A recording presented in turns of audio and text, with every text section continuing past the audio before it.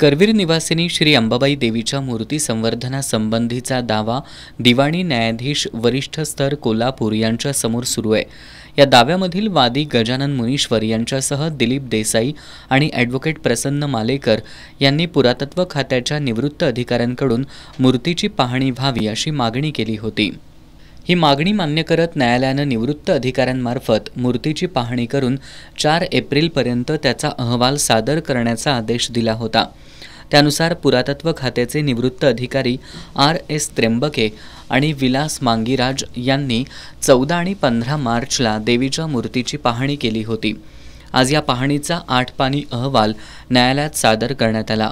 या अहवालात मूर्तीच्या गळ्याखालील भागाची झीज झाली असून ही झीज 2015 साली केलेल्या रासायनिक संवर्धन प्रक्रियेतील अवशेषांची असल्याचं नमूद करण्यात आलंय।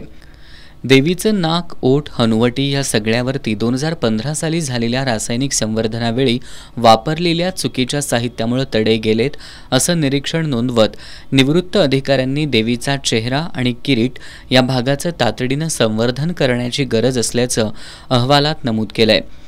या पाहणी अहवालामुळे मूर्तीच्या संवर्धनाची गरज स्पष्ट झाली असून आपल्याला अहवालामुळे न्याय मिळाला अशी भावना श्रीपूजक गजानन मुनीश्वर यांनी व्यक्त केली आहे। त्यामुळेच आपण 2022 साली ह्याच्याविरुद्ध दावा दाखल केला आणि त्याचा आज हे फलित म्हणजे आर्किओलॉजिकल सर्वे महाराष्ट्र इंडियातनं रिटायर झालेले केमिस्ट त्र्यंबके आणि मांगीराज यांनी आज कोर्टाला रिपोर्ट सादर केला आहे आणि त्यात स्पष्ट म्हटलेलं आहे की 15 साली केलेलं संवर्धन व 2022 साली केलेलं संवर्धन हे मूर्तीला मॅच होत नसल्यामुळं हे मूर्तीला जे काय प्रॉब्लेम निर्माण झाले ते झालेले आहे। या अहवालातून मूर्तीवर चुकीच्या पद्धतीने रासायनिक संवर्धन प्रक्रिया झाल्याचं स्पष्ट होत असून चुकीची प्रक्रिया करणाऱ्यांवर कारवाई झाली पाहिजे अशी अपेक्षा या दाव्यातील प्रतिवादी दिलीप देसाई यांनी केली आहे। श्री करवीर निवासिनी अंबाबाई हे 3.5 शक्तिपीठातलं हे दैवत आहे। ही करवीर निवासिनीची ही अंबाबाई आहे। त्यामुळं अंबाबाईच्या मूर्तीचं संवर्धन जे यापूर्वी केलेलं होतं ते निकृष्ट दर्जाचं होतं असा अहवाल आज कोर्टात दाखल झाला।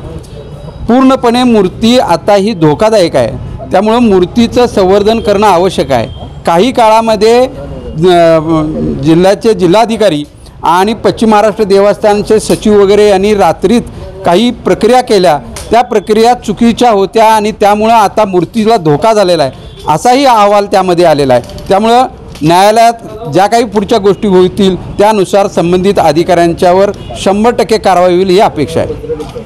संवर्धनासाठी वापरलेलं साहित्य मूर्तीच्या मूळ पाषाणाशी एकरूप होणारं नसल्यामुळं तडे जाऊन थर निघतायत असं पुरातत्व विभागाच्या निवृत्त अधिकाऱ्यांनी अहवालात नमूद केलंय।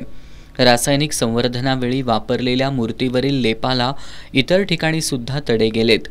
इथिल सिलिकेटचा वापर करून हे तडे बुजवण्यासह मूर्तीच्या पाषाणाशी एकरूप न होणारे जुन्या संवर्धन प्रक्रियेतील सगळे थर रासायनिक संवर्धन प्रक्रियेद्वारे काढून नव्यानं संवर्धन करण्याची गरज आहे असंही तज्ज्ञांचं मत आहे। या अहवालावर न्यायालय काय निर्णय देणार हे पाहावं लागेल।